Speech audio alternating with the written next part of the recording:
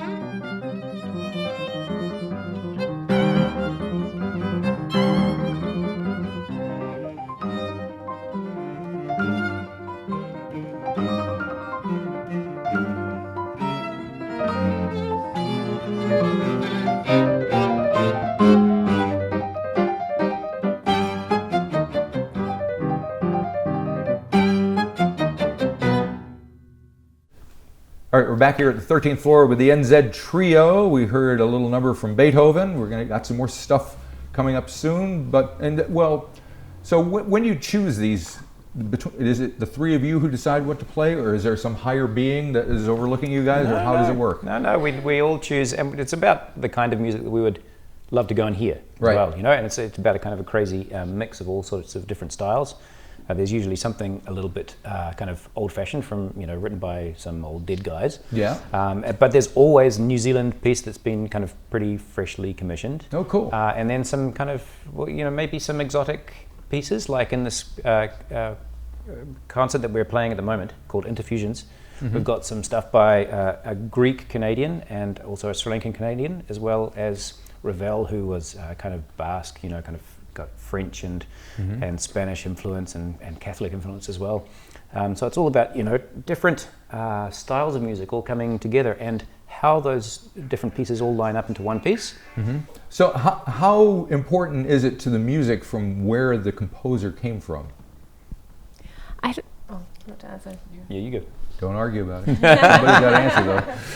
I think there's so much which can influence the way in which someone writes music. Of course, it's their personality, but also their culture and where they are brought up, and the traditions in that country where they have either lived, or it could be multiple countries for some people, especially these days. Right. And it also reflects the language, because some languages have specific rhythms in them and accents or on different syllables, and that often comes out in the music as well, and the landscape of the country too. So lots of different influences, and of course, just every culture in the world has its own vibrancy and its own differences, and that's one of the things we love about playing pieces from different parts of the world is exploring new things that we may not be familiar with yet. Cool. Okay, so along those lines, we're going to hear something called Old Photographs, which is written by a gentleman who I wrote down, but I can't read my own handwriting, so I'm going to ask you to tell me who it's by. Junko? No. We got no takers. It's you. Okay, so Christos Hatzis is his name. He's a Greek-Canadian composer, and just sounds fascinating. It's this piece is a part of a larger work called Constantinople, which was for different ensembles. Mm-hmm. This particular movement is for the trio, and so that's why we chose that one, because we can't play any of the other ones. That's a good But one. yeah, it's a very funky piece. He seems to be kind of reminiscing, like you can imagine almost it's a film score, someone staring at some old photographs and imagining the story behind each photograph and the memories that they conjure up, perhaps. It starts kind of a little bit melancholy. Actually, you can probably edit this moment out, because I know right now I'm talking about it starting melancholy, but that's the whole piece. And the chunk that we gave you actually starts. So I guess I'd talk about you can imagine perhaps the composer staring at some old photographs and imagining the story behind them. Okay. Some fun stuff with it's a bit of a tango that it starts A tango. with. Yeah. Excellent. All right. Well, let's see if we can give it a listen and send people on their little memory journeys. Okay? Lovely.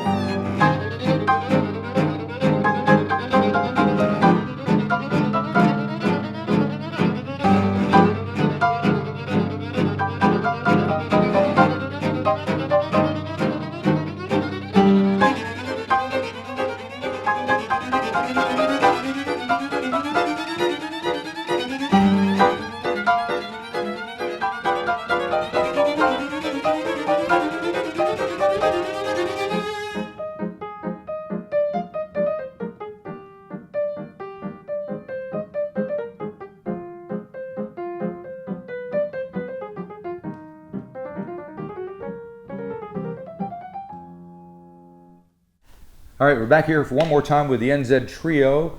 And before we get into the next thing, one thing that I heard kind of being bandied about was possibly one of the reasons you're at the 13th floor is to kind of expand your audience and expose to different types of people and people who are maybe listening to different things. So is that kind of part of what you're all about these days?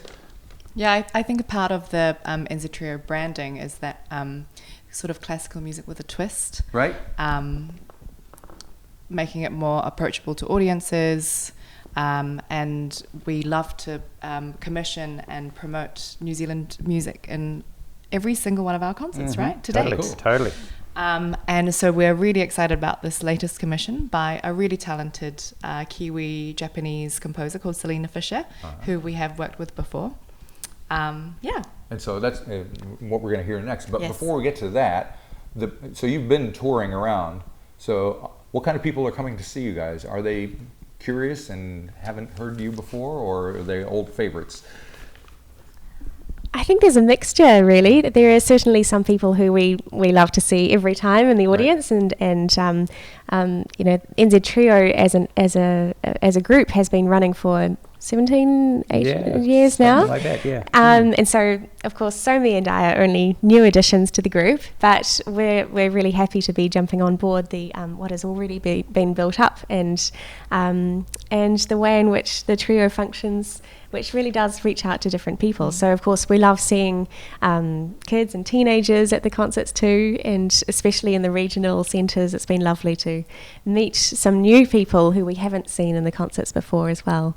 Gotcha. So the next show is on October the 18th, I have here, and you have another one on the 28th, so there's a couple more opportunities just this month.